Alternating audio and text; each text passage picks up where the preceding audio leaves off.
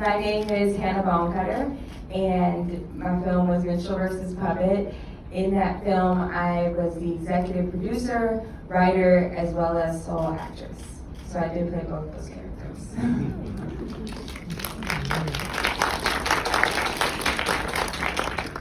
Hey, what's up, guys? I'm Marcus Aubin. I directed the film Minstrel versus Puppet. So guys, how did you two come together and make this amazing film? How did that, what was the evolution? I've known Hannah for a long time. I made a film in high school that she acted in, and then we fell apart for a few years, not for any reason, just, lives went different directions. But then we reconnected like around Christmas time, 2018, and she told me she had this idea. She was inspired after, recent events, and she wanted to create this spoken word poetry piece, and she asked me, do you still direct movies?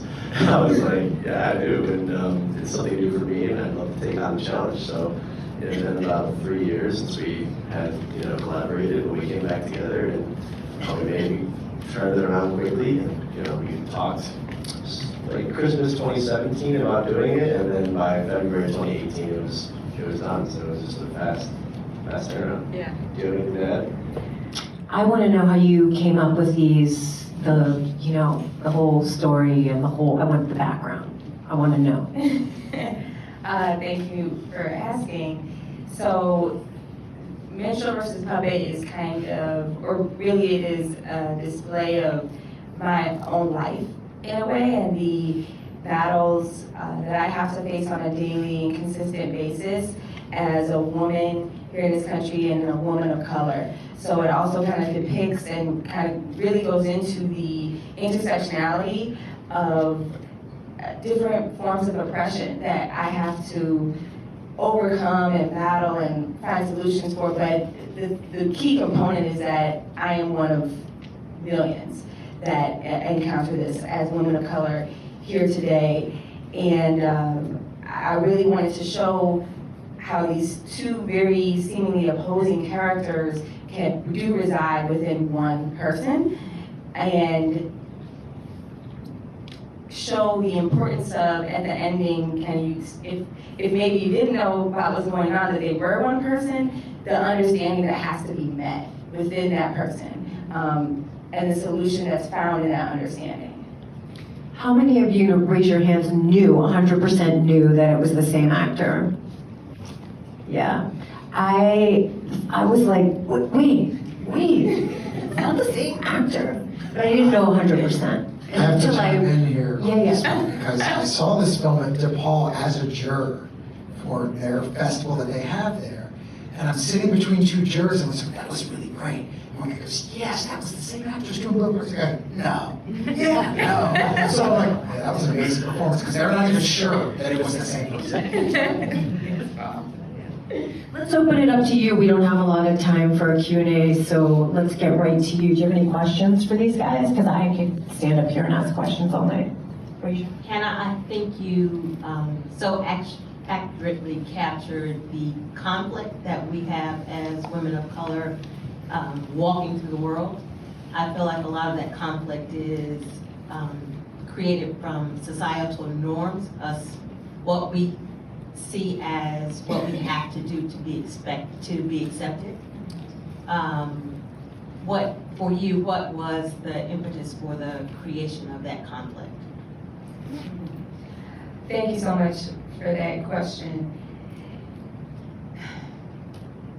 So, I think a lot of great art stems from pain and the emotions that can circulate around that, whether that be anger, frustration, anxiety, and that I felt throughout my life, living as a woman of color here in various forms.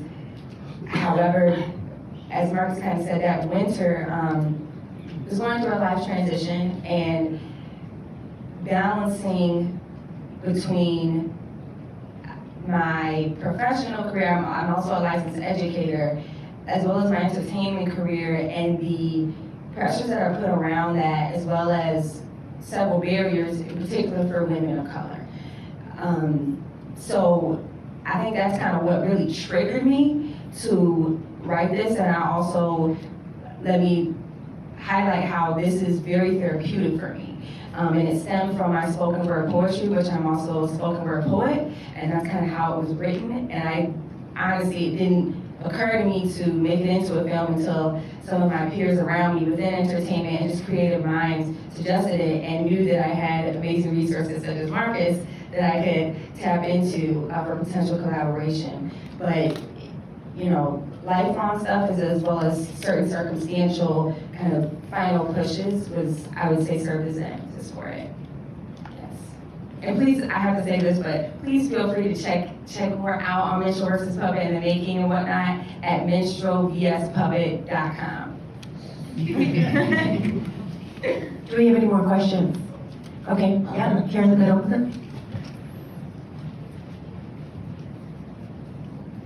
Hi, ladies.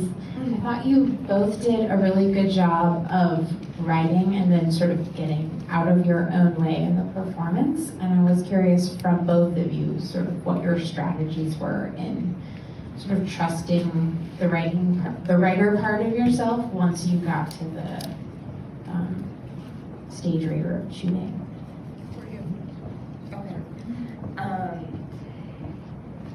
So the writing process, it really flowed very natural, as I said, because it stems from my spoken word poetry, which much times that I just write, and then I'll come back to it editing later. And I think the hardest thing for the writing part of this was the cutting out of so much. This could have been way longer, and I do have a longer poetry piece for it, but a lot was cut. And Marcus was kind of part of that process, but as you said, kind of trusting myself, because a lot of times him and some others were kind of like, well, kind of what you think, so you kind of go with it. But it was also very easy for me to come up with that content because, again, it was kind of just me telling my story, and probably several other women of color too. So, What are you guys doing now?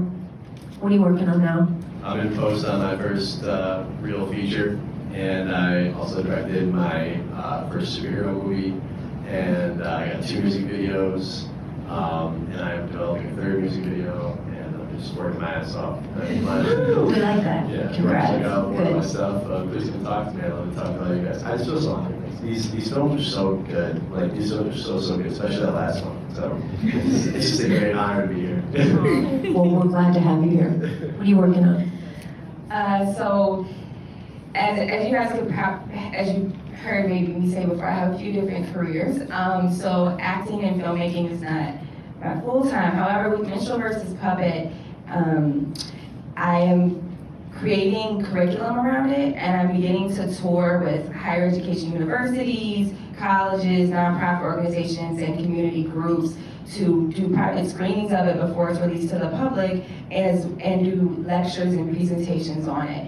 In the educational realm, I think it could really do a lot of great things within various communities, especially for girls who identify with this. As well as up here from my male peers, it really speaks to them as well. It's eye-opening. So, and that's, you can find more details on that on the website. It will be screening at University of Illinois at Chicago in February, and I'll be doing a presentation on it there. Further, I am getting my master's of public health right now, actually. So what I hope to do in terms of kind of documentary film work in the near future is really combine the public health and health inequities within my film work and acting too.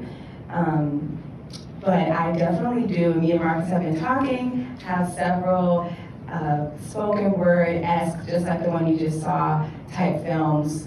And I'm really looking forward, me and Marcus just have to find the right time, but those will be created. It's definitely gonna happen, so I'm very Look out for excited. 2020. Yeah, that's right, this is a special niche, so. Thank you so much. Thank you so much for being here with us. Spread the word. We're here at Southside Works until Thursday. Thanks, everyone. Great work.